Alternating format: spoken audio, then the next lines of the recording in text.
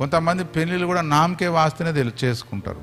ఈరోజు రెండు కోణాలలో నీ జీవితం సరి కావాలి. ఒకటి, భౌతికంగా నీ జీవితం, సంసార జీవితం బాగు కావాలి. ఆత్మీయంగా నీ భక్తి జీవితం సరి కావాలి. ఈ రెండు ఉద్దేశాలతో చెప్తున్నాను నేను. ఉత్తగానే చేసుకుంటారు పెళ్లిళ్ళు. పెళ్లి సంసార ధర్మంలోకి ఎవడు దిగాలంటే తన జీవిత భాగస్వామితో తన ప్రాణము పెనవేసుకోవాలన్న ఉద్దేశం ఉన్నోడే సంసారంలోనికి దిగాలి, పెళ్లి వ్యవస్థలోనికి దిగాలి. లేకపోతే దిగద్దు.